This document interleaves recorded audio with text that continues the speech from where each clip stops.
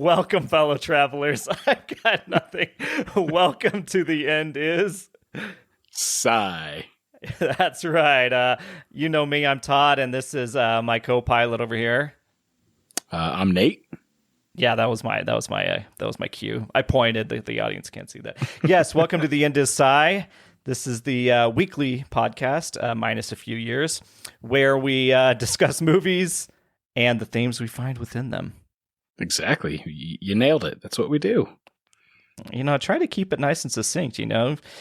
Sometimes we over-explain it, which I think is warranted every now and then. But now I'm going to jump into the over-explanation if I start talking about explaining it. So this is just a cycle. It's a big circle jerk of explanations. But yes, welcome if you're new to this podcast. 1 week we'll review a movie, which is this week. And then the next week, which is next week. Did I say that? We will do the themes that Nate and I grab from them. So, Nate, what are we reviewing this week?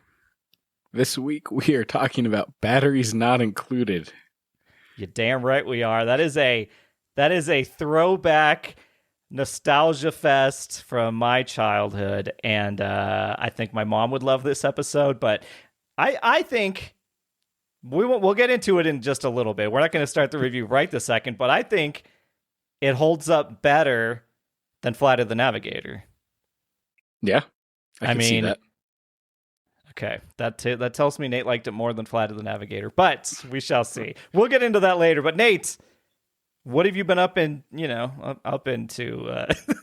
recent what have I been up into? Wow.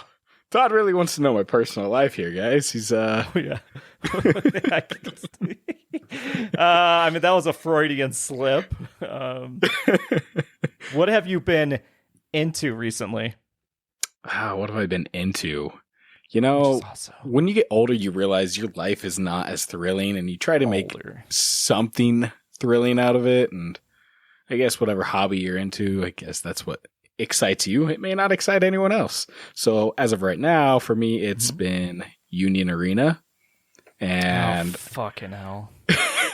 I know it makes Todd cringe. It's a TCG, so trading card game. Oh, okay. Wait, what? A trading card game. Okay. Yes. And for me, it's just I'm working on what they call as a master set, which is every card in the set. What do you mean? Like every card that exists so far? And just the one set I'm going for, which is Full Metal Alchemist Brotherhood.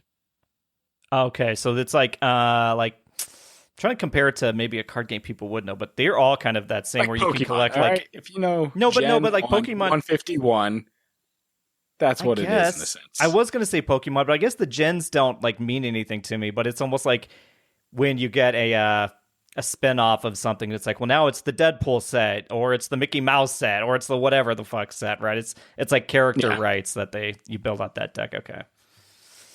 Yeah. So that's mine. Take it or leave it if it excites you or not. I know Todd hates it.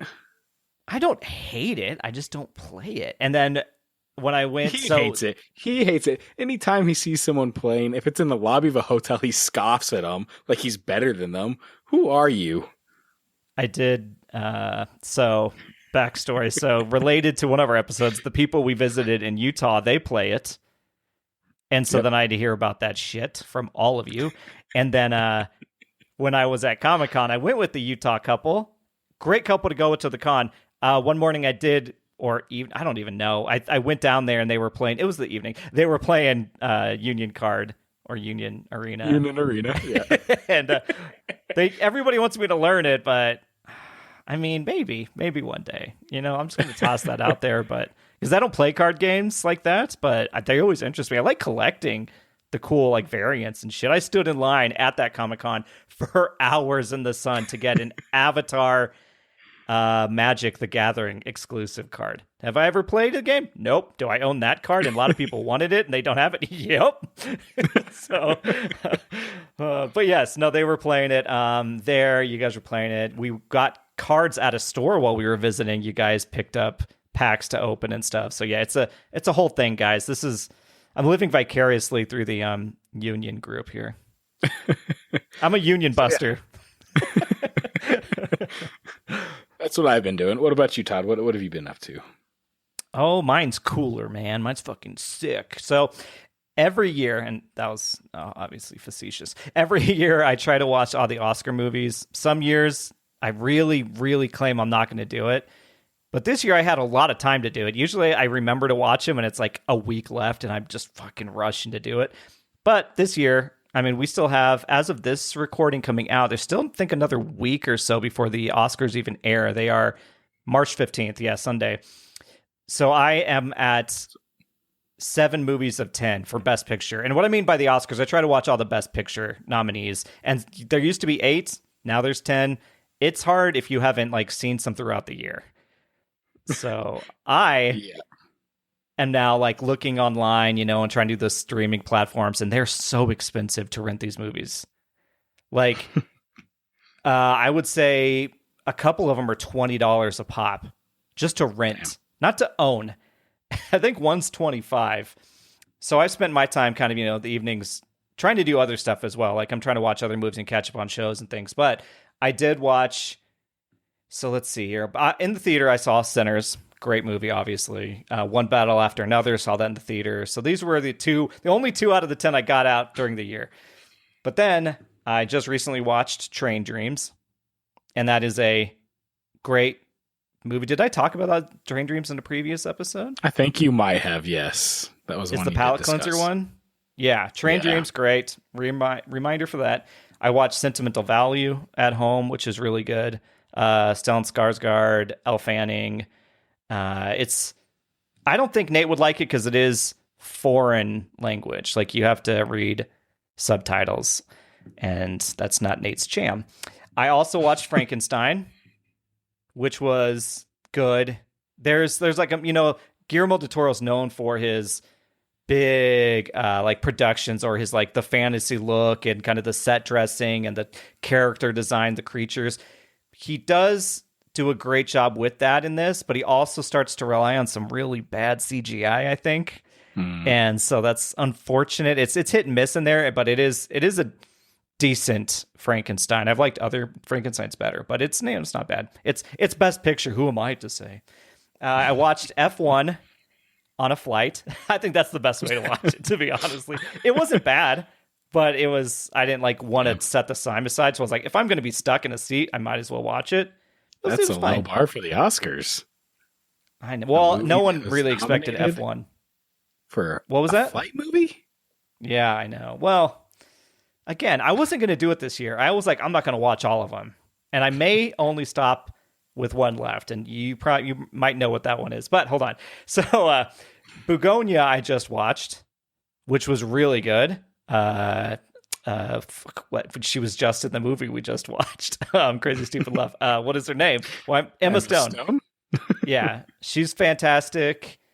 And Jesse Plemons from Breaking Bad, Friday Night Lights, all that stuff.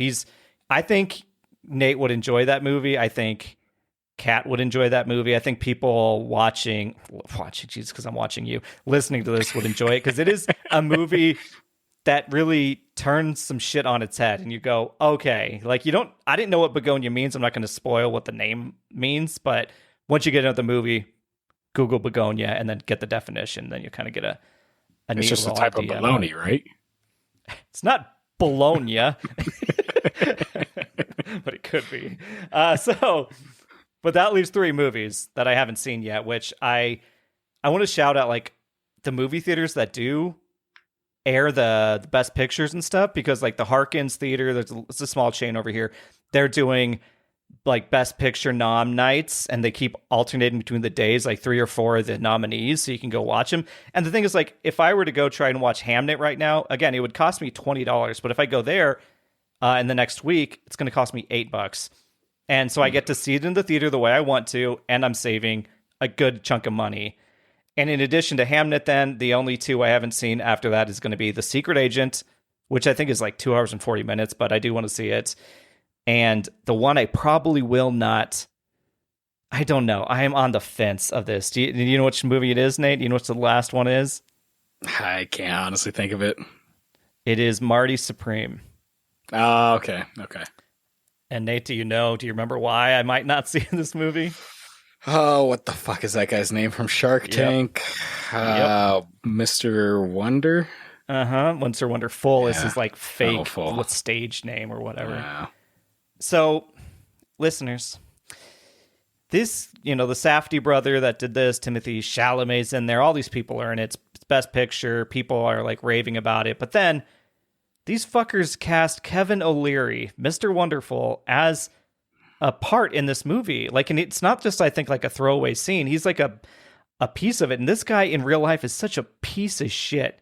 He is the I don't care about workers, exploit everybody, the out of touch rich guy that just like he just wants money and he doesn't care how he gets it.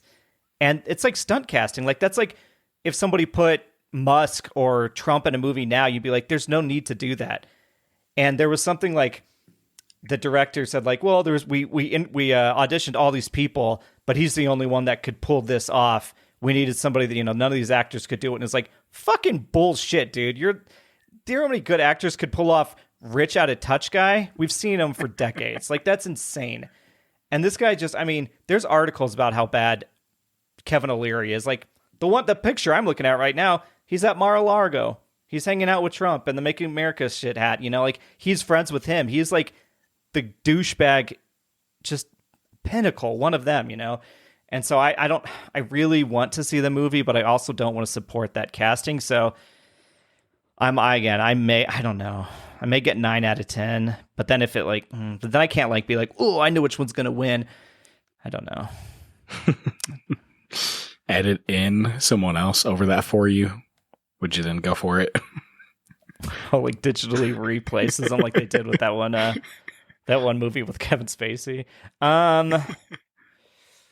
Oh, yeah. Yeah, because it would hurt his ego. He's already got money, so he'd still get the money. He'd be like, oh, I got paid, whatever. I don't give a shit. He wants the glory of now he can be like, I'm an actor and I've been in an Oscar-nominated movie, right? And that sucks. Yeah. So, and that's going to be even worse if that movie wins, because then he's going to be like, I was in an Oscar-winning movie. I know everything now about movies. Yep. Yeah. It's just nothing's good about this, guys. He also said, the dude is like, no one gives, he says the word poop, but he says nobody gives a poop about the deceased sex offender, Epstein and everything. He's like, everybody move along. Like, maybe they were raped, maybe they weren't. Like, this guy's real quotes. Like, this guy's a monster, and they cast him in a fucking Oscar movie with Chalamet. Like, what are we doing? Oh. So anyway, there's, again, I saw the Brett Ratner movie, right? And that sucks because he's also, he's an island associate. So I can't, I don't know. I'm talking out of both sides of my mouth again, but it just, I don't know. Now that I know ahead of time, it's tough. Anyway, guys, it doesn't really matter to anybody but me and myself. But how many of those have you seen? 2 of them? One battle? Yeah, Sinners, One Battle After Another. That's it.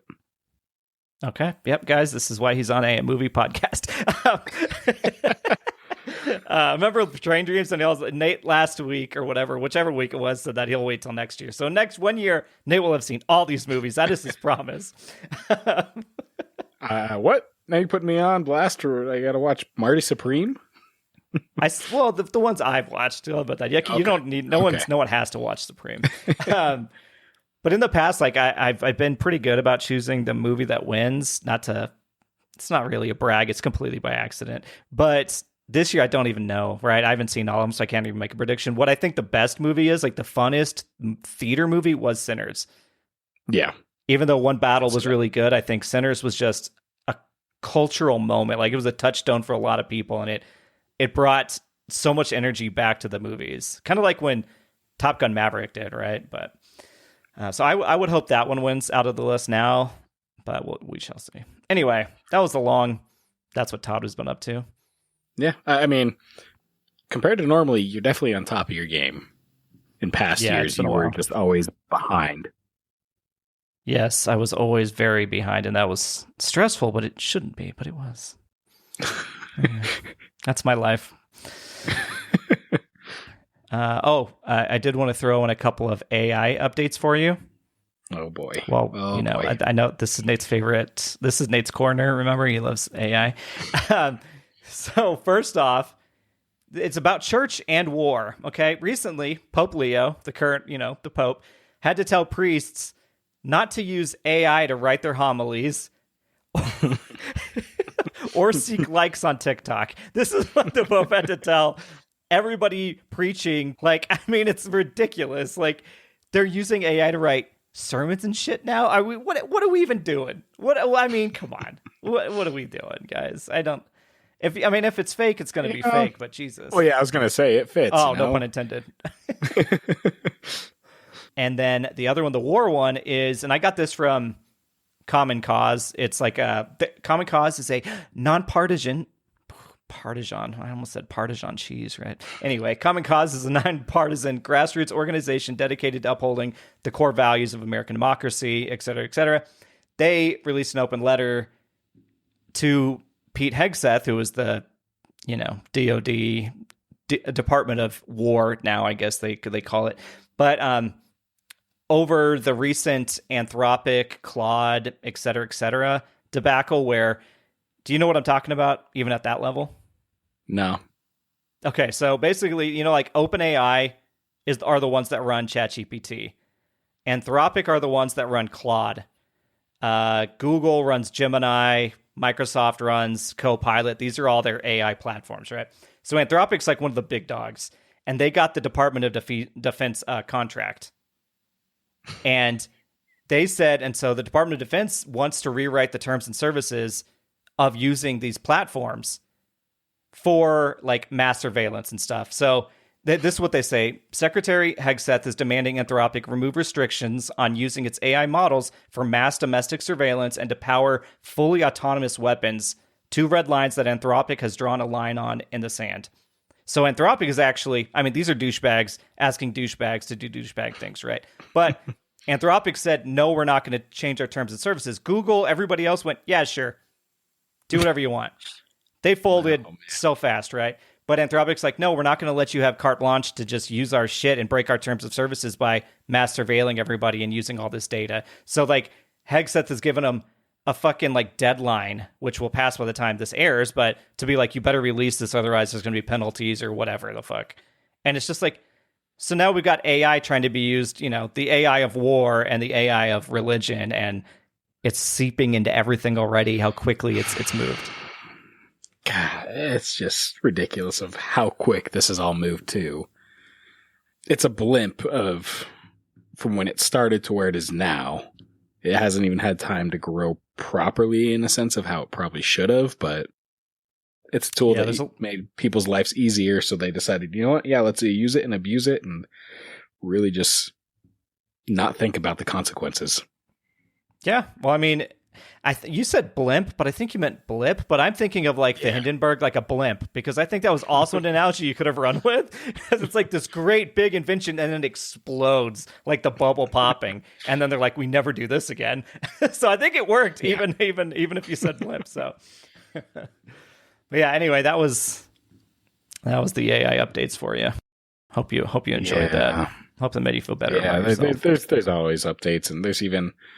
Near me, there's a data center that they're looking to build, and I just find that appalling because it's like, why data centers use so much water to begin with? Let's build it in a landlocked state that a lot of other states rely on our water as well. So it just doesn't make any sense. Yeah, that's in Denver, right? No, actually, there is one. Multiple in the Windsor area. Where the Kodak. Oh, shit. Of course. Yep. Mm-hmm. Of course. A big space that they can exploit. And I'm sure you can know who sold that land. Yeah. One of the greediest motherfuckers to ever exist. Yeah. I do. Yeah, sorry, guys. A little insider baseball on that. But oh, no. Guys, if this is still in, Todd is a brave boy. But oh, no. Oh my god, that is some real good inside baseball shit, but it's not surprising. It's not. Yeah. Fuck. Anyway, what's next, Nate? We got the famous segment, my ins and outs, but I'm going to pass it off to you this time. Oh, dude, I actually got excited. I thought maybe this was the week. Oh no. All right, I'll make these quick. There's kind of like kind of oddball ones, I would say, but because I don't want to do ins and outs as like movie recs, right? Because we do that legitimately. So for the in this week is the cool work friend. Everybody's got one. You know what I'm talking about? The friend at work that is like will talk shit with you, that like understands what like you're going through. And if you don't have that friend, sorry about that. That's usually the case. It's good to have that friend. If you don't have that friend, I guarantee at least one other person that works at your company is that friend, and they're just too afraid to let that wall down. And you just got to make that offhand comment where they kind of go, or they'll Slack you or text you or whatever later and be like, I agree. What a fucking asshole or whatever, you know, to who you're talking about. I mean, I always try to find the group of people that'll be like, yeah, fuck this, dude. Because everybody's like needs a sanity check. And when you feel like you're the only one, I start to realize like after months pass, you're like, oh, I wasn't the only one. Everybody looks so buttoned up and professional and like punctual and engaging in the meetings. And then all of a sudden they Slack you or they even text you because, you know, IT is always listening. They'll text you and be like, man, this is fucking bullshit. I hate these guys. And you're like, exactly. Thank you. And then the gloves are off. Nate, do you have anybody like that? I do. There's definitely those moments where you can, let your guard down and be able to understand, okay, yeah, you see the shit that's going on. This person sucks. This person makes sense. Yeah. And again, like every time you start a job, it feels like you're the only sane person. But if you're feeling it, other people are feeling it. We're all human. So that my in is like, go find that person and feel a little bit better about your goddamn job. What's out, and this is a broad one here, Nate, bear with me, but it's karma. Karma does not exist. It's not a real thing, and I can prove it. Oh, you can prove that karma doesn't exist. Yes. Yeah, I believe you, but I want to hear why it doesn't exist. Okay, bear with me. And this is not some, like, just have faith, right? Because I'm going to say one name, Trump. I mean, if it existed, it would have already happened, right? Because at this point, no matter what happens to him, he's lived a full life. The dude is old. Mm-hmm. He did it while scamming, grifting, lying, cheating. And I'll say allegedly here, just allegedly for the law listening, Kash Patel's partying with the team at, hockey like a little fucking bitch. But I'll say allegedly, he's raped women, assaulted them, human trafficked, all while living in like gold-plated mansions, having things named after him. And he got to be the fucking president of the United States of America and live to an old age. It doesn't matter what happens now. Karma doesn't exist. He got everything he wanted in this life. He got one of the highest office in the world.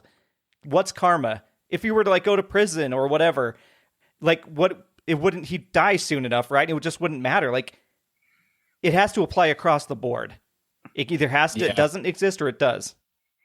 Now, yes, I agree with you 100% on that, but don't start being a shitty person because Todd debunked karma and he preached to everyone and everything. Be a good person still. That's a good call. I like that clarification because that is not what I meant. It's not even my notes. It's like something I've thought about. Sorry. But no, that doesn't mean go do whatever you want. Like the reason karma doesn't exist, but you don't do it because you might get something good. You do it because you don't want bad things to happen to other people. Yep. Like that's why you do good things and don't do bad things because we're all floating on a giant rock hurtling through an infinite galaxy. Like nothing matters at the end of the day. And you just want people to try and like, we have one life, just try and get them to the end of it nicely, right? That's all I care about is like, I might argue or whatever, complain during the day and might ruin someone's day in that kind of way. I don't know. But I'm not here to like ruin their lives or like cause them pain or et cetera, et cetera. So anyway, now I'm tired, but that's my out.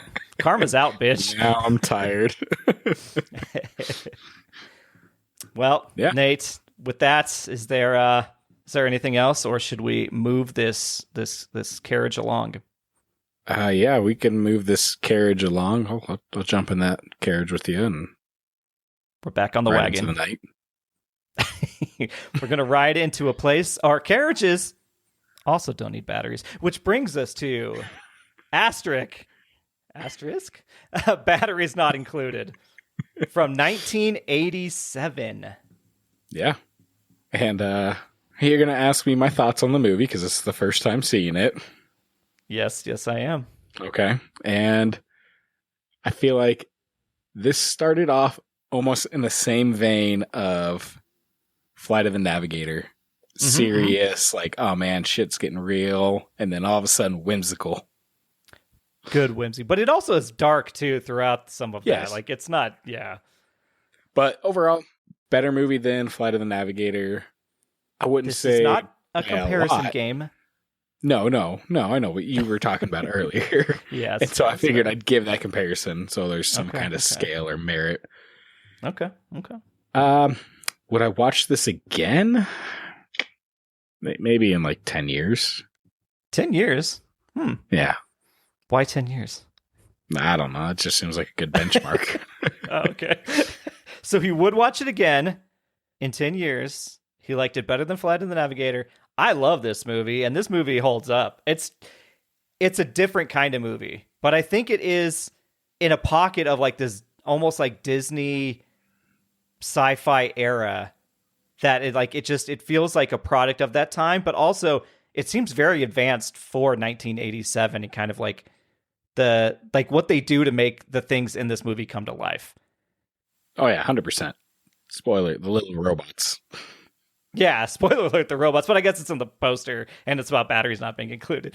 But yeah, so let's get into the spoil section of all this, right? So the synopsis from Wikipedia, our best friends over at Wikipedia, is aliens help a feisty old New York couple in their battle against the ruthless land developer who's out to evict them.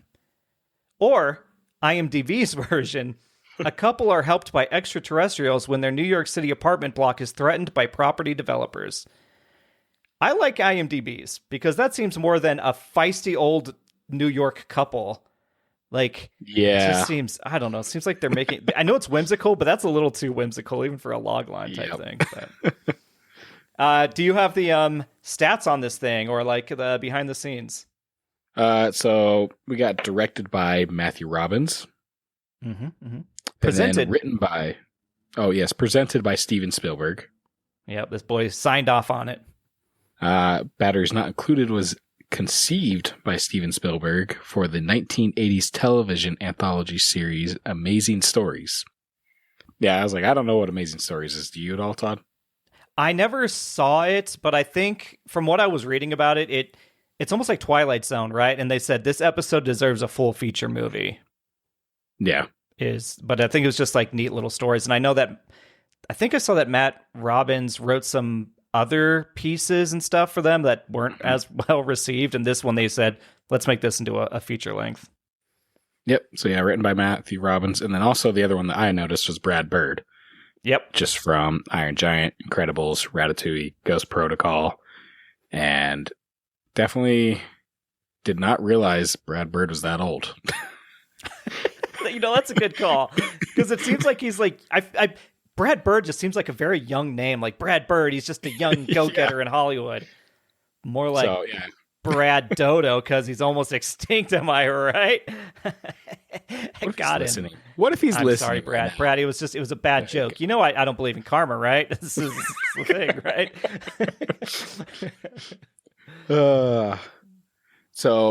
Cast, we got Hume Cronyn. Hume Cronyn? Okay, I was like, Hume? Okay. Hume Cronyn as Frank, Jessica Tandy as Faye, Frank McRae as Harry, Elizabeth Pena as Marissa, Dennis Boutsikaris as Mason, and Michael Carmine as Carlos. Yeah, I really like the cast. Like, they're not like huge names. I know that Hume Cronyn and Jessica Tandy are Frank McRae to that extent as well. They, Hume Cronyn, Cocoon, he worked as late as 2004. This dude had a long history in Hollywood. I mean, this guy was working back in black and whites and everything like that, right? And I was like, damn, 2004, holy shit. Tandy is the titular Daisy of Driving Miss Daisy. I'm sure if there are any parents listening to this, they're going to love this shit. Frank McRae was in a lot of classic TV shows like The Rockford Files. He was even in ER. The lady that plays Marissa, Elizabeth Pena, she did a lot of voice work actually for like animation, I think video games and stuff. Passed at 55, so very young. Dennis, that dude was in a lot of big shows. Like he's got the biggest one. He's still working, but Better Call Saul, he's in Mayfair Witches currently right now.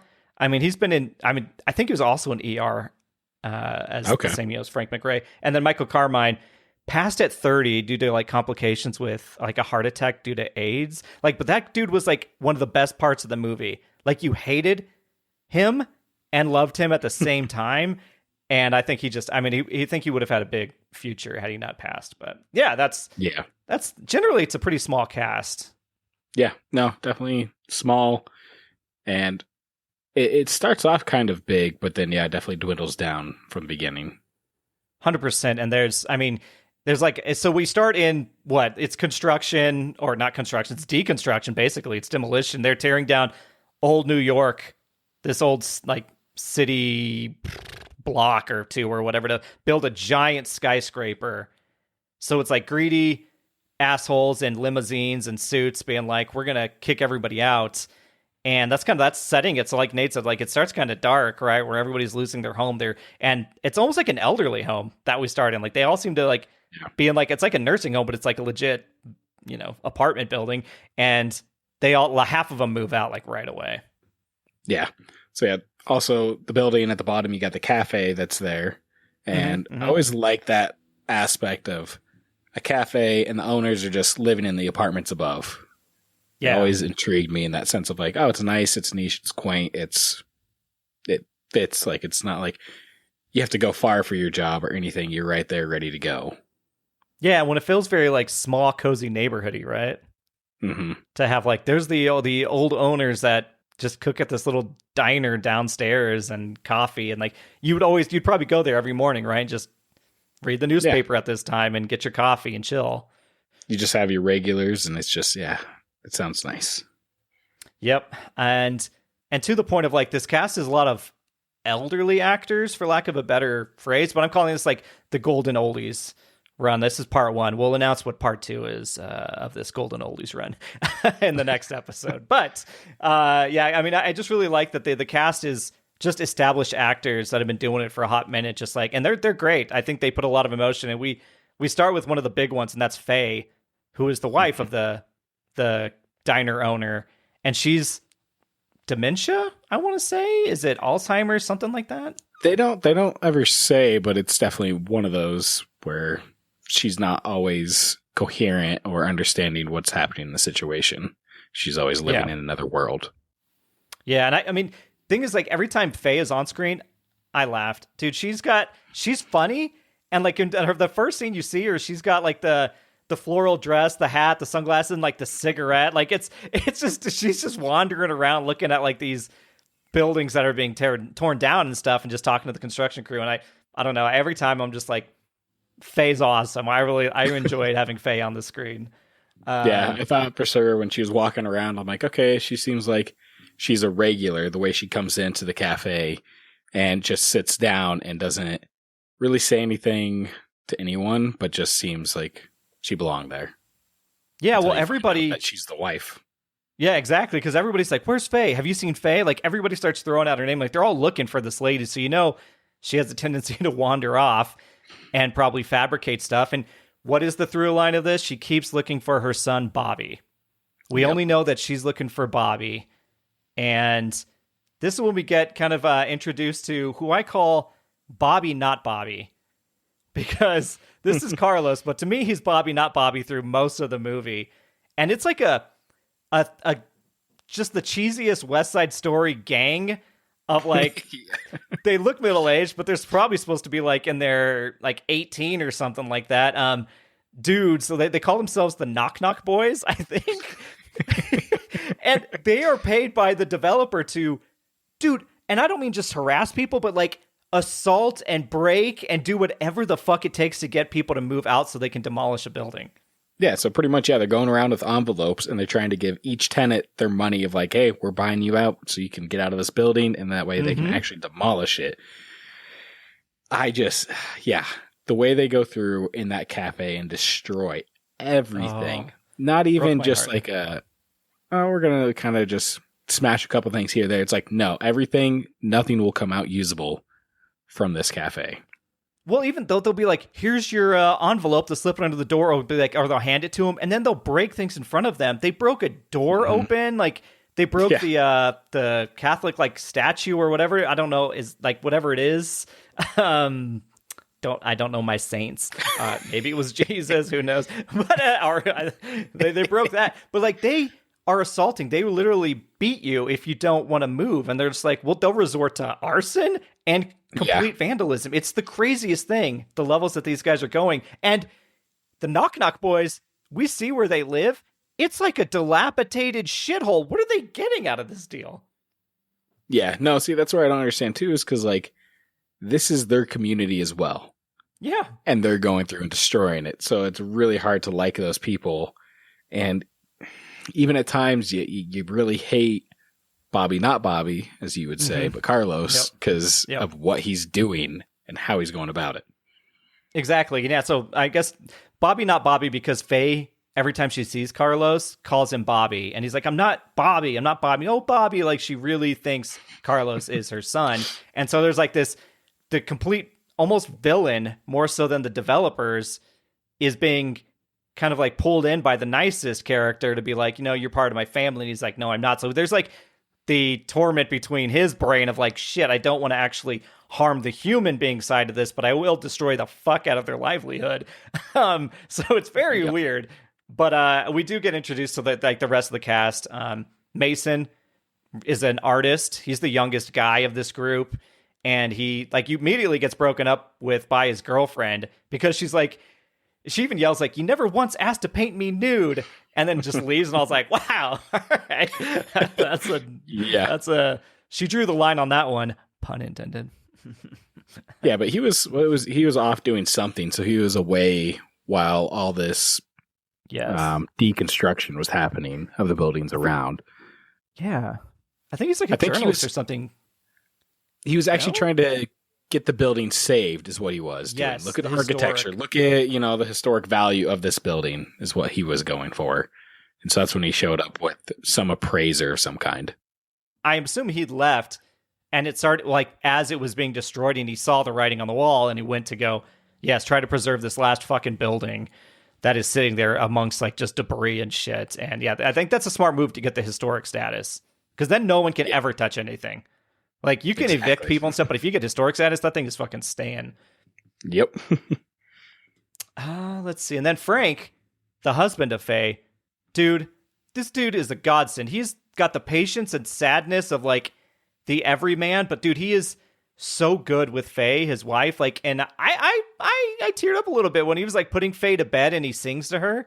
Like, he's, like, constantly getting yelled at, and she's constantly yelling about his son that isn't there, and it's just like him holding everything together. I think he's the goat. He's the goat of this one. He's the through sickness and in health that he sticks around and he doesn't let it get to him.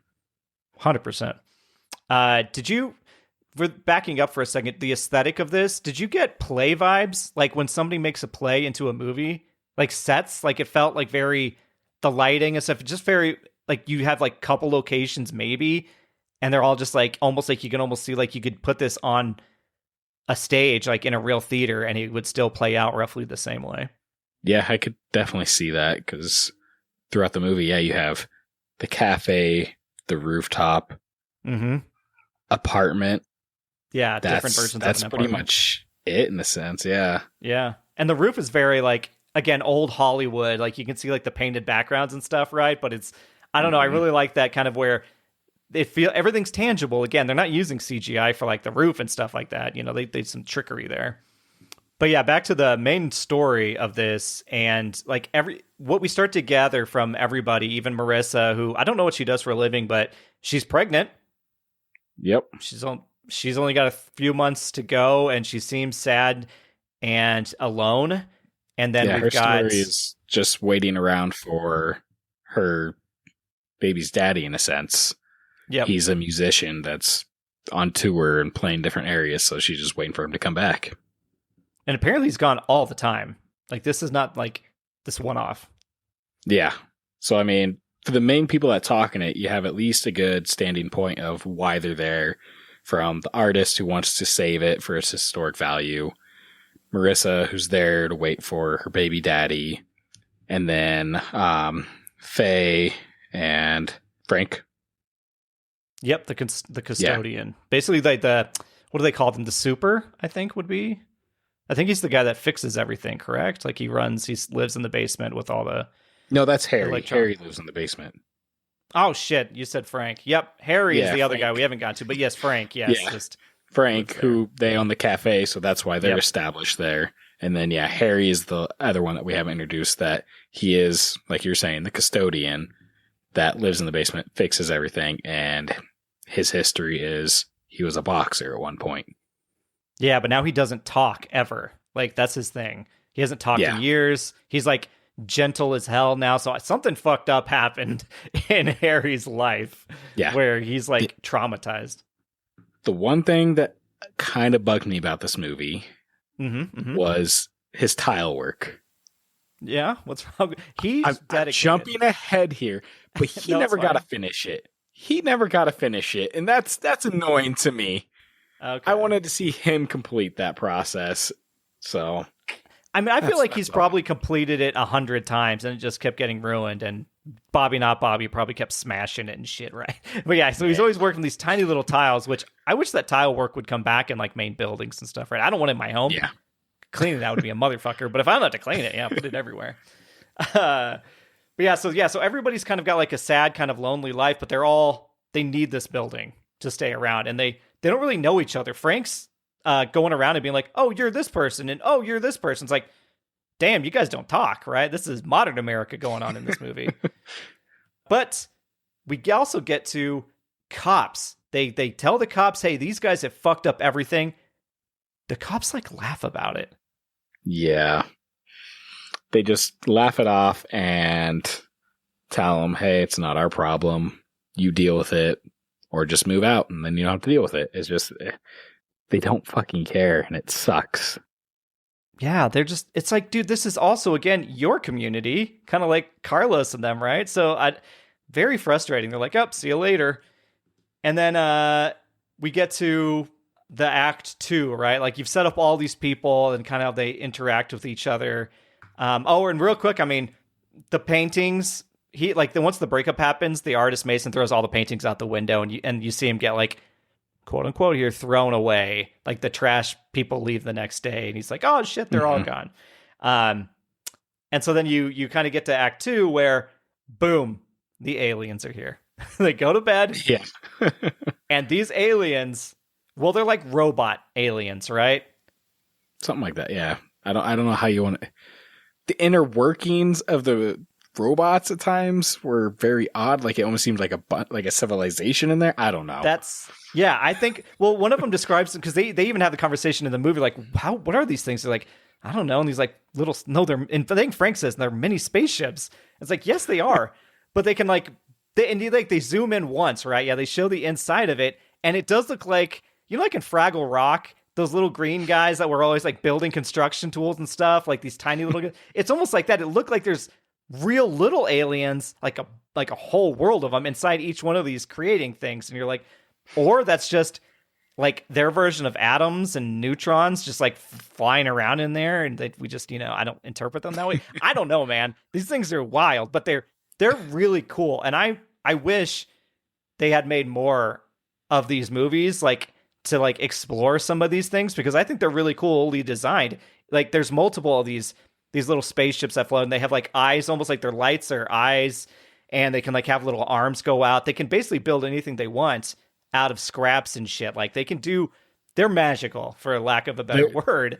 They're magical, and they're junkies. They come to Earth and just want to get high off our electricity. That's what it is. It's true. So yeah, they get introduced because basically the husband and mother, or that's weird, the mother and father, husband and wife, The show mothership up. and fathership. There you go. The mothership shows up, and she's like flying in, and then she goes straight down to the kitchen to plug herself into an outlet to basically recharge. Yeah, like you said, and then the fathership is like protecting or kind of like zipping around. I think he even shows up in one of the dresses at one point because he goes into the closet, and that was a great scene. yeah. Well, and so like they're just like causing havoc, but no one's like, it's middle of the night, so no one's seen it. Of course, the one person that does is Faye, who doesn't have a good track record for believability. So it's just another one of her stories. Yeah, exactly. But did you overall like the design of these creatures? Yeah, no, I thought they were really well done, and it's the puppetry once again with these old movies is always astounding of how they decided, hey, we're going to make something super small and then we're going to puppeteer this as well, which is always just incredible of like the small workings on the robots from the little gadgets that come outside of it. Because when you think of like Star Wars and R2-D2 and all that, those were big and they made it work. But these were so much smaller. And it's just, it astounds me. Yeah, and the camera like work and the practical effects of how they did this. Like, because there's probably multiple sizes, right? You can see there's full size versions of these that they can set on a counter and they'll rotate or open like the eyes or whatever, or the bay door or whatever it is. Like they're functioning in front of you. But yeah, then when they're flying, it doesn't even look like it's against like horrible green screen. Like they're doing a pretty good job of making these look like they're in the space, depending on like the angle or the depth, but that they're playing with. So it was a really, this is why it's a Spielberg Presents, right? They put some energy behind the production here. And then like you realize that they're starting to steal things. Like you said, they're junkies. So they steal the toasters the very first thing that they do, right? Yeah. They take that. They're just stealing metal. It's all metal stuff that they're stealing pretty much. Yeah. Any scraps that they can get their hands on, whatever it is. Yeah, but they're also smart as fuck. Like they immediately know the game of like what they need and what they can do. And they're able to like pivot on the spot. So after Carlos like destroys the diner, he destroys like a picture of theirs, which just why? If you're going to destroy, you don't need to destroy a thing that is personal to them, right? Anyway, but he like rips it up, and then that's really sad. Frank's sad about it. He knows it's there and it's ruined. And then they get up in the morning and the picture is completely put back together. To me, it's almost like they reverse time, not actually fix it, is what it seems like. And they go through. So you got the picture, the door, the saint statue, and then the cafe, everything being fixed. No one knows what it was except for Faye. Exactly. Well, we'll get into it because I had a moment of like, how do they fix these things? Because basically they almost like shine like a blue light, right? They're almost like scanning it, but then everything is just immediately put back to where it was. And you're like, well, they're not really reassembling everything or like remaking glass or pictures or metal. There has to be some sort of time dilation just in that one space they're accessing. Bizarre. Yeah. This is why it's magic, but it is really cool. It's a great premise. I do like that when the people start waking up and they're like, what's happening? And it's like, I think we got elves is one of the lines. And it's like, yeah, dude, you do have elves. But yeah, we get to the roof, which is another main stage, right? This is a big one when we spend a lot of time up there, and Faye's and they're like throwing, it's a chicken coop, a pigeon coop. And Faye's like throwing nails inside this coop, and everybody's like, what the hell is going on? And then they don't, which I respect about this movie, is they don't wait to like reveal that this is happening. They're like, everybody's in. Everybody sees these fucking things. Which is great, because then that's a whole other movie in its own premise of, let's let Faye be crazy until the very end. It's like, no, she's actually telling the truth. She's the one that's befriended him the most out of everyone there. And then you have the artist and all that. He's really curious. He goes into the little chicken or pigeon coop, whatever you want to call it, on top of there. Yeah. And they shock him out of there. So that's a good little laugh. You get that classic, like, hair just all over the place. Dude, the hair is so good. The hair is so good when he comes out and he's like kind of like shocked and awed, right? And he's walking in, and it's like straight up. I love that it was great. So then from there, Faye is like, hey, no, let me actually introduce you to them and all. So she goes through and goes up to the chicken coop. She actually takes Frank's like pocket watch and just smashes it in front of him. And Frank's like, what the heck are you doing? You've really lost it this time. But then all of a sudden they come out and they do their little reverse time rewind thing on it and fix the watch. Yeah, and again, everybody's like, oh shit, this is real, it's happening, we're not all on drugs, right? There's not some fever dream, we're not going to all wake up, and this is happening to us right now. And they start to like talk a little bit more of like, well, what is this? Where are they from? What do they do? And somebody's like, from a very small planet, very small. Like, I think that's Frank again. Like, he's like, these people exist in this weird little space. Carlos, Bobby, not Bobby, decides to go up and see the coop because they're spying across the street with fucking binoculars, which is crazy. But straight Peking Toms. Yes, but he goes into the coop as well, comes out, and his hair is just straight the fuck up. Like, he also gets his Mason hair moment, and I laughed again. Like, it's very... This is one of those where it's great because Faye doesn't look crazy. It's Bobby, not Bobby, is the one that looks crazy because he goes around like, no, there's these fucking things that's doing all this shit that's fixing everything. But no one believes him. Exactly. Dude, those guys are assholes, but of course, they're the knock-knock boys, right? They're just fucking dickheads. And there was a moment in this movie, I think it was right here, where I thought to myself, this feels like it would fall right into place with Honey, I Shrunk the Kids. Like, the idea of this technology that is beyond the world, and that I'm just surprised it didn't create a series of its own, but it felt very whimsical, like, in that zone. So that's kind of the vibe we're working with at this point. I think there was some stuff, I didn't read into it fully on, like, the backstory stuff, but this definitely led into a lot of, like, the Honey, I Shrunk the Kids. Like, a lot of this kind of inspired it. I do know that they share soundtrack pieces. Okay. And I think that might be, I was gonna save that reveal for later, but Nate, you were on the money. See? No, that's good. Nate's on the money. I was like, because I wrote down at this point in my notes that I was like, this feels very Honey, I Shrunk the Kids. And then I got to the end and was looking up stuff and I was like, oh shit, it has the same like musical moments. That obviously had to like hit my brain in a certain way to be like, this is that vibe. So I know, I love that. No, it's very good. And then, Nate, I think we have two robots fucking in a chimney. You know, I didn't even think of that until you just said that. I was like, oh, they just swept out the chimney. No, they swept out the chimney. Yes. And it certainly takes a village to help one of these be born, because they basically, the fathership and mothership have sex, fly around, everybody's watching this, and then they go into the pigeon coop, and she's like pregnant, and they're like, oh shit, we need everything. So like everybody starts bringing up parts, like spare parts from everywhere. I don't know how Faye knows this, but she does, right? We get them having an actual baby. They have triplets, which at first we think are just twins, but but before that though, they're getting everything. They also have to get the extension cord, and they didn't have enough of the extension cord, so they get the Christmas lights to finish off the extension cord. Yep. That was clever. Is this where Harry said batteries not included, or is that earlier on?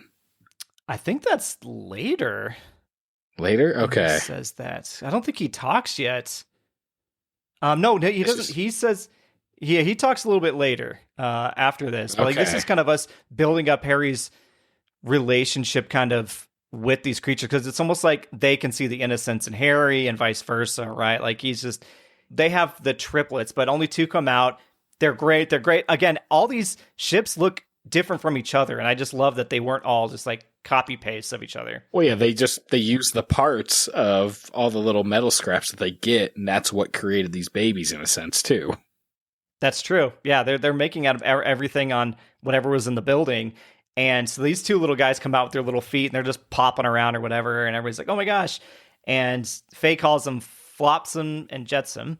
And then a third one comes out, but she's like struggling, and she pops one out. This is like the runt in a sense of like the litter. Yeah, and it's for all intents and purposes dead. It wasn't viable. Yeah, it's and so it's Harry very runs off with interesting. it. Well, they give it a burial, actually. They do. They put it in the planter box. And then from there, later on, Harry goes up and digs it and takes it back to his apartment and does what Harry does and fixes things. Yep. And he like basically, I think it has to get shocked or something. They need like a real good jolt of power. I think it was just like a series of weird events that just happened because it was like a freak accident almost, in the sense of he tried multiple things and it didn't work, and then just the freak accident of somehow it was just perfect, of everything aligned to it being actually born, I guess you could say. Or I think he threw it in the toilet, didn't he? Yeah. He like threw it across the room because he got mad that it wasn't working. By the way, this is an alien life. I wouldn't be that careless with it. But and it's an alien baby life, and its parents are upstairs. But he throws it, and it like goes into the water and starts like bubbling, and like he pops out, and like this tiny little guy, and I just called him Bubbles because I don't think they ever name it. But he blows a bubble real quick, like a soap bubble. Maybe it was the sink. Maybe I'm thinking toilet. But, all right, so real quick, we went into maybe it's an entire like tiny species that are controlling the spaceship. Yeah. And then from there, let's say all those tiny aliens inside of it, they just have a bunch of kids, so they send those kids off into a new spaceship is how it works. And so that's why it has that childlike aspect flying around. Maybe. I mean, unless you're talking of like in Fallout where there's different vaults and they just send these people into that vault, right? They're like, well, this one's exists now. You better go run the baby. And they're like, but the baby's not alive, dude. And they're like, well, that sucks for you. Hopefully some super grabs you and repairs you. I don't know. Because wouldn't you be losing millions of lives if they're tiny inside these things? Yeah, that's possible. I don't know. I'm just trying to make sense of it. No, I like it. Whatever theory you have is probably correct, or probably more than they thought about what's going on in these guys. Although I hope that somewhere Spielberg has like Bible for this, where he's like, hell yeah, this is the reboot we needed. But yeah, so then the parents obviously are excited. Harry saved the baby. Everybody's like, Harry's awesome, etc., etc. By the way, this happened later in the movie. Sorry for jumping ahead on that. What did? That Harry saved the baby, because like this was kind of over a span of a while that he actually worked on it. It wasn't just like right away. Yeah, but it happens pretty, like, it's not that far into the movie, but yeah, we jumped like a little bit where they're kind of learning about different pieces of them. Like they watch the aliens like cut open a Pepsi can, which is great product placement because you don't like see it as product placement, but it's part of the story. They cut it up and they're like, oh shit, we can use, that's when they realize they use different parts, like everything, to create new stuff, like immediately. And then Mason and the pregnant lady, Marissa, they kind of start getting a fling. They start to have feelings for each other, which happens very quickly. Well, yeah, because he also found out that his paintings, she actually grabbed them. Yes. And I want to know how that works out, because his paintings, she saw him getting thrown out the window. Yep. But they live on the same floor. You know, maybe the floor. What are you going to say? He's got a studio apartment and he has that second story area? Yeah. But how does that work? Because they live across the building. I know. So did that painting float around the building and in front of hers? You know, I think these guys, the way this community lives, they just walk in and out of apartments. I think I think the older people left at the beginning and she's just like, oh, great. My apartment too. Like I think she was just I think they were just squatting across the apartment complex. All right, that's fair. That's the only thing I've got for that. I don't know. The babies and the adult robot spaceships, they get more incorporated into the life where they actually start helping out in the cafe. Yeah, and speaking of the cafe, when they like rebuild it and it's all pristine and nice and new, the fucking construction guys are in there eating food. The cops, those motherfuckers are in there eating as well. And I'm like, you hypocritical pieces of shit, dude. I didn't even catch that. I was just like, oh, cool. It's good to see the construction workers. Good to see it hopping and thriving, probably like it was back in the heyday when there was buildings all around. Oh, shit. But these guys are like, great. Thanks for fixing the place we let Carlos, Bobby not Bobby, destroy. Now they're just like, yep, we're going to destroy this later. They even mentioned like, well, it's going to be gone, but hey, they make good burgers or whatever. Do you hate the construction guys? No, I don't hate them at the end of the day because, spoiler alert, they decide like to be on the right side of things. You know, like they're like, they're not going to do anything illegal to do it. Yeah. Bobby not Bobby and the limousine dude, they'll do the illegal things, but the construction workers are like, we're doing our job, and if somebody's sitting there or we're not going to tear down the building unless everybody's out and they've legally been evicted, right? We're not going to do this. So I respect that they're just doing their job. It sucks. But I mean, I like the main construction guy too, because he fucking hates Bobby not Bobby. But there's a great little scene. I remember this vividly of when I saw it way back in the day as a child, where the baby robot gets into the burger. They're all helping with the burgers, like you said, they're flipping stuff. And then what the father makes the baby into a burger and serves him, or they serve him to the construction guy. It's not Parent of the Year award, but you know. No, for as smart as they are. But I mean, or I guess it wasn't the runt, but it was the one that looks like an onion, like a golden onion. So it like fits, right? But it fit as a burger though, not an onion. I know, but it has like, it almost looked like it could have been an onion on top of the burger inside there. Like it didn't look like, it wasn't like bright green or something that would have been out of place. It at least fit kind of the aesthetic. And it gets up, like he turns around for something in the or ketchup maybe, and then the thing hops up, walks around a little bit, and then falls out the counter right as he turns around to look at it. And then he sees like his buddy eating a burger, and he just immediately thinks he must have stolen his burger and steals it from him. And I'm like, I don't know what that logic is, but I just always like that little sight gag that they do with that. It's the logic of, oh, he's the bigger construction worker, and the other guy's like, well, fuck, I'm not going to fuck with his food. Right, exactly. Yeah, he's the foreman, so he's like, yep, I get to steal, and you guys get paid by me, so deal with it. Little sidetrack here is Flotsam and Jetsam, the names of the twins, at least, that I looked up, because I was like, I recognize that name. And apparently, Flotsam is defined as debris in the water that was not deliberately thrown overboard, often as a result from a shipwreck or accident. So, could be like the whole idea of like junk being, there. And then Jetsam is described as debris that was deliberately thrown overboard by a crew in distress, most often to lighten the ship's load. So they are dealing with like junk terms or like pieces of things that you can dispose of or use. And I think that was a fun little meta How kind of thing. How smart you think like Faye was before she started getting older and kind of losing her mind? Because that was like a subconscious of like just naming them that to fit. Yeah, immediately. Dude, I told you, Faye's the best. Every time Faye came on screen, I smiled. All right. So, I do like, there was like a ghosts and spirits are trying to make me look bad. And they don't they say it without humor. Like that's just a line that's thrown out there because Carlos is like freaking out. And he's like, this is when like the team like hates him. Like he basically gets abandoned by his knock knock boy group. But then like he goes into that cafe that day when it's brand new or rebuilt. And Faye starts being like, oh, it's Bobby. And he's like, I'm not your Bobby. And this is where it like breaks your heart because he like yells at her that, I'm not your Bobby. Get away from me. You're crazy. And then he storms out. And poor Faye.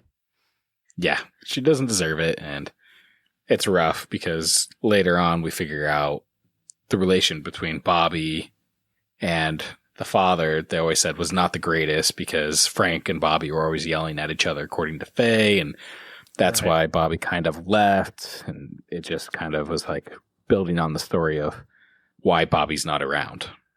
Yep. I don't think that Frank was a bad dad. I think it was just normal stuff. But I mean, Bobby died, which is the big, the big reveal is Bobby's dead. And so it's like, that's why it's extra heartbreaking for Frank to get yelled at by Faye. Mm-hmm. And you're like, oh, dude, he knows she doesn't mean harm by it because she thinks he's alive. But he's got to be, this is brought back up to him in his face.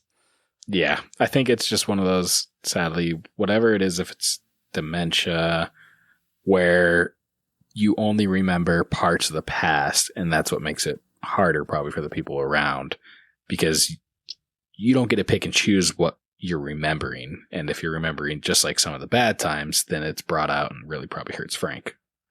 Yep. And then that's why like there's the tragic side to this story, because that is very like that would fill up an entire movie, this side plot of the wife thinking that the son is still alive and the son is like this douchebag in kind of their community. You could make a legit drama out of this show, but then you've got the aliens and this is kind of where the baby is actually brought back in. Like you said, time does progress. And this is where Harry says, "We bring good things to life." And that's his first line. And they're like, "Oh, Harry's speaking. Oh my gosh," right? This guy, he's finally spoke. I don't think that's his first line though, because he said batteries not included.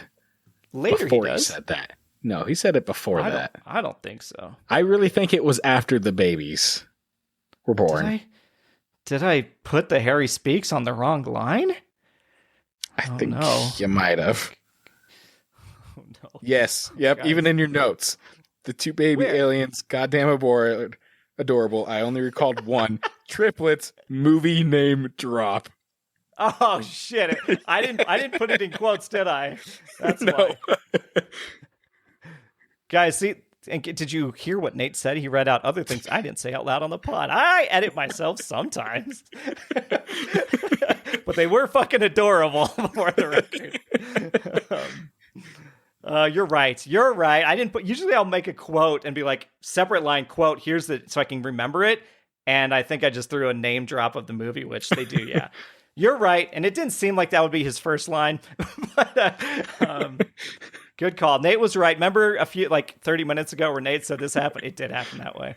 But yes, later on, he does say, "We bring good things to life." And he starts to talk more. He starts to be more vocal with them, which he's warming up and becoming more of this community.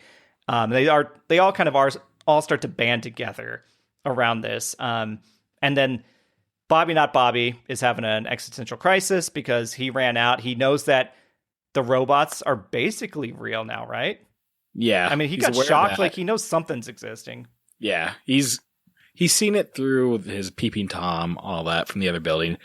Then he also ends up going to the corporate building of whoever the rich fuck is. I don't know his name. He's only shown up once in the movie. Yeah, Mr. Lacey.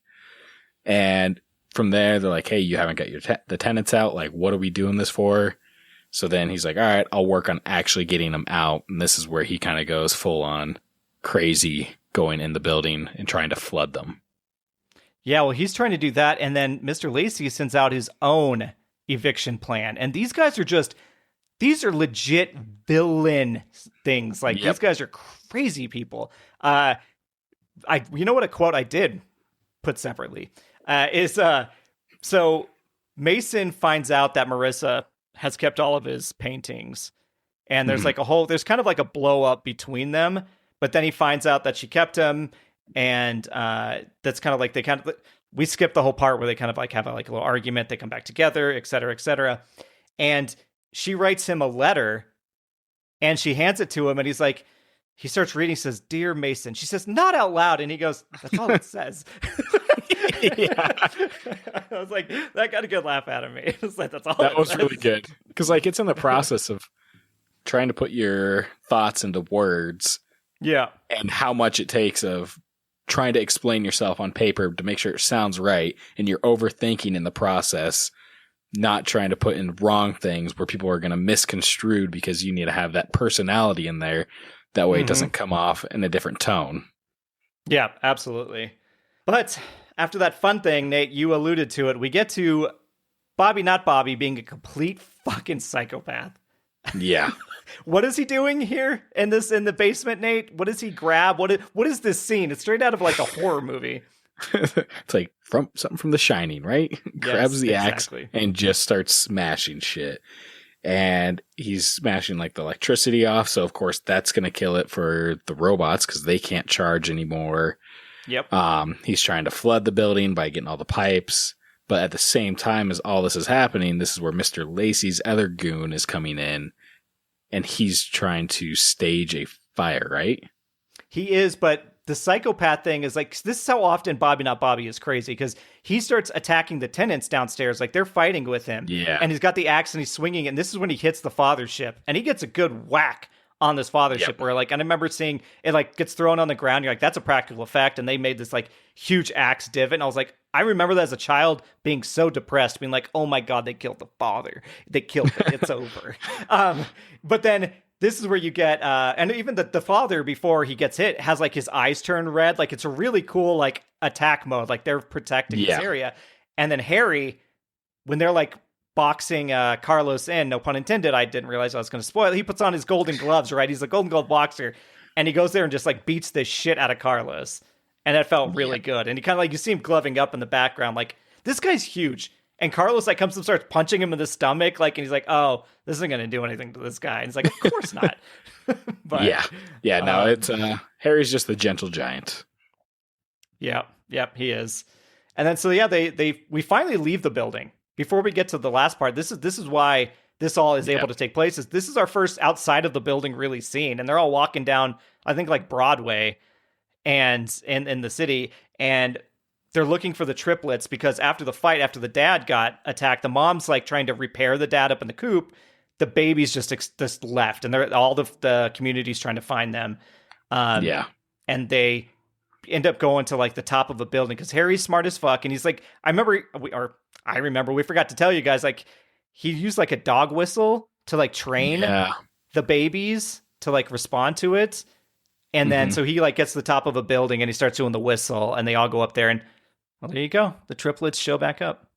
Yeah, that's like what, Times Square in a sense, it seems like almost. Yeah, I think so. Yeah, probably. That makes sense. And this is where Harry even gets like a megaphone to blow the whistle through as well. And so that way he can broadcast it further. And it's crazy because like even with him blowing the dog whistle as they're going through like the city, you can hear the dogs in the background barking and everything from it as well. And of course, Heimdall heard that, so he decided, hey, now's a good time to bark at the movie. Did he really? Yeah. That's great. That's awesome. I did like the through line where for the rest of the movie, there's just like I think like a random white dog just like following Harry. He's just always with him. Like that. But one dog stayed and never left. But then like, and I made a note on this, like when the babies hear him, one of like the runt, right, Bubbles, puts out like a little satellite dish out of its head. And I'm like, that's so adorable. It's so genius. It's like they could do anything. Pretty much they get there. We find out also the mothership and fathership come back. We realize that the mothership fixed the fathership. Which is, how can they not fix the fathership with like a blue beam? They have to do like all this work, but they can fix everything else with the laser beam. That's what I was like. They couldn't also make sure that the baby didn't die upon birth. Like it was just like, it's gone. That sucks. Let's go bury it. They've just like blue scanned that thing and saved it. So it doesn't work on them. It just works on maybe alive, quote unquote, alive materials. I don't know. Maybe. I don't know. Yeah. Couldn't tell you. Guys, we need a thesaurus. Jesus, a thesaurus. I need a dictionary, apparently. And then I need a Britannica over here. Needs, encyclopedia. Yes, Jesus. But yeah, mothership, fathership show up at Times Square. They're in the building on top of like some bright billboard of some kind.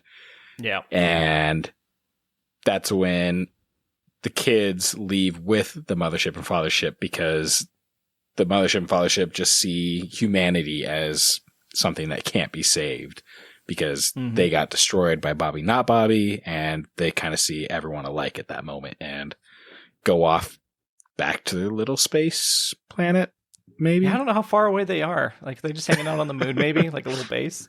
Yeah. And then, of course, as this like sad kind of thing is happening, we've got two psychos in a basement arguing about who's going to destroy this fucking building. Like this is basically what Bobby Not Bobby and Lacey's goon are doing. And I think we just got taught how to make a bomb in this movie because this guy is doing all sorts of shit, dude.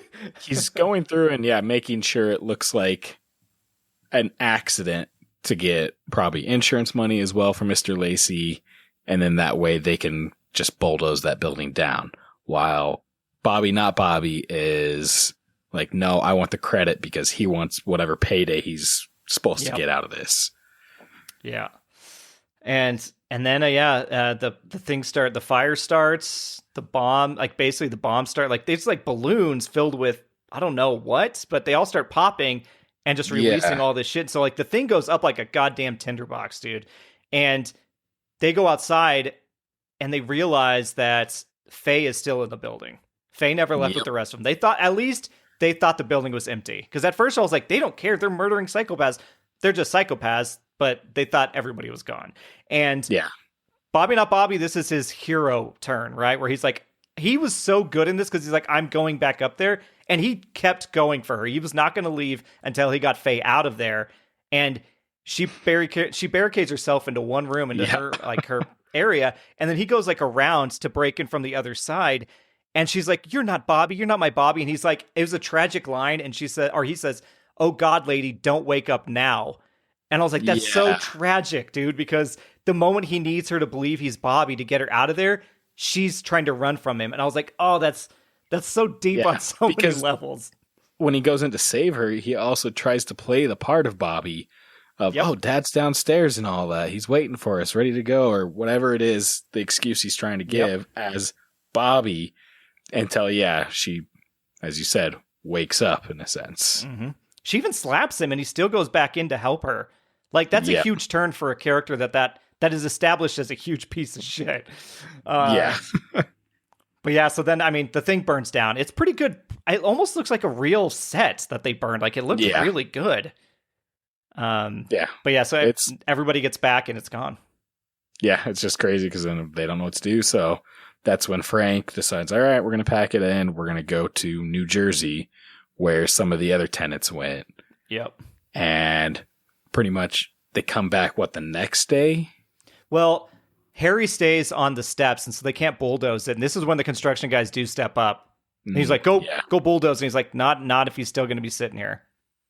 Yeah. And so they let it go for that night. And then the next morning, they do come back. Mm-hmm. And the building is back up, pretty much brand new. New. Everyone is around before Frank and Faye. Like, people from around the city are all in shock and awe because this building was burnt down, and then they come and they see that it's been built back. Exactly. And do you know how that building got built back, Nate? We buried the lead there. The robots. Plural. Yes. The baby and the mothership and the fathership and all their friends. Every one of their cousins. Yeah, every one of the family. Like, probably like 100 on the screen or whatever. All different designs. Show up, and this was the night before, so obviously Harry is waiting it out, and then they all come down, and it's like, we're here to rebuild. So they didn't leave because they were scared of humanity. They left to get reinforcements to do this, to help these good people that found their babies and rescued them. I don't know. Maybe I both. Think they still column A, column B? Yeah, I'm going to say both, because they left before they knew the building was burnt down. That is true. Maybe they saw it from space. Maybe the little satellite dish came out of one of their heads. And they were maybe, they were pondering, like, should we really leave? And they looked down like, oh, their place is getting burnt. Okay, maybe they're not all bad. Call back up. We're going to need to be rebuilding a lot of stuff. And maybe they're not all bad, except they do see maybe the guy burn it down, so they are bad. Figure it out later.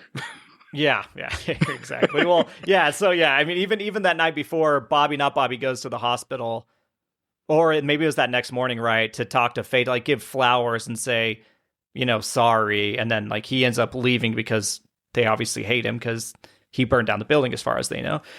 Right. And so, but then he shows up the next day and it's like all back together. Everybody's out there taking pictures. It's like, you can't hide this. The world knows now. No. And there's even a point where people are taking pictures and their big thing is like, oh, look at the architecture, look at the design. And that was the stuff that the painter was trying to get the building saved originally by saying like, oh, this is very unique architecture that you don't see anymore, and this is why it needs to be saved. Yep. And this is also where you get Mr. Lacey showing up for the one scene that he's in and being like, all right, you guys failed your job. You didn't take down the building. I guess it's stuck here now. Great. And that's it. And it sucks because in the end of the movie, you get the nice little quaint building, but then the giant monolith, crazy, egotistical structure from Mr. Lacey that's towering over the small building. The only thing that Mr. Lacey is having to deal with is every time he goes, he's like, that's not my land. I don't own that little building there. But that's it. And nothing bad happens to him. There's no karma for him.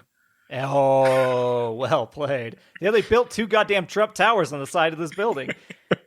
To be fair, the building looks cooler split in half than it would as one big chunk, I think. But that's beside the point. But no, this it's very much like Up, right? And there's been movies that have done this where the little building gets built up around it, and so it's just this one holdout that's in the middle of a giant corporation. And they get to keep their place, but they look out their windows and they're looking into black mirrors, basically, right? Like, yeah. So I mean, it's a happy story, but there's obviously the corporation still got away with their bullshit. But I mean, these people also could have just made it a historic one and just lived in a greater mansion that these robots fucking rebuilt, because they've got an army of aliens on their side. So yeah, well, I mean, I guess the big thing is, in the end, who owns the building and the tenants there at one point? Wouldn't it? State. It doesn't. The federal government? I don't know. No, it can be a private owner. Yeah, so if they own it, they could always sell it later to someone else and get that money, whatever they need to have happen, because it's an iconic spot no matter what from now on. It is. So it could be a private owner, huh, Nate? How do you know that? How do you know that, Nate? Huh? That's basic knowledge. Yeah, we'll spoil that at the end of this episode. But before we get into that, I like that you tried to sneak that through, but I caught it. Fun facts about this. I don't know if you read any of these, but in the Chicago Reader, which is the newspaper there, Harry Sheenan gave Batteries Not Included 3 stars and wrote that it was a corrosive portrait of middle American selfishness and greed, exclusion, and racism. And it says either the most ingenious or the most subversive film of the year. And I was like, that's crazy write-up. And he says the villain, Carlos, not Bobby, is revealed as a victim of capitalism, and that the final image, in one sense a triumph of happiness, is also a perfect criticism of materialism, an image of property looming over the human landscape, dominating and controlling it. That makes sense to you? Does that track? Yeah, I mean, it tracks. 3 out of 5. Yeah, 3 out of 5, which I think back in the day might have been just it's like a good movie, right? It's not like, I don't think C's and 3s are as bad as they are today, right? But I think it's just because we're kind of like stuck by, everything needs to be 5 stars. It has that corporate mentality of, they always, when you see the surveys, 5 out of 5, 5 out of 5. Yep. And that means you're the best. Yeah. But the film, when it released in 1987, was a box office success, earned $65 million on the budget of $25. So I don't know why they didn't make more. It cleared its fucking expectations. I guess it's one of those where they told the story they wanted to, and that was good enough for them. Yeah, I mean, good for them. This is a Back to the Future type thing, right? Did I just jinx it? We're going to get a sequel. Let's see here. Hopefully not. But you mentioned that Harry didn't get to finish the tiles. They did, and they put the number. So I think the building was 817, and I looked up the meaning of 817 because Harry kind of stops and looks at it, and it's all nice and shiny and new. And there's a thing called angel numbers. I don't know, man. It's what a bunch of people believe in, shit like that. But these ones particularly mean personal development, significant development, and deep connections and love, which I guess makes sense. Like, they probably tied these numbers to that thematically, right? It could have been they weren't going to put 666 as the tile numbers, but 817 flows into that. Yeah. Well, I mean, I'm okay with that. 817, it could be angel numbers or whatever, and my angels can be those little robots. I'm okay with this. There you go. I like the way you're thinking.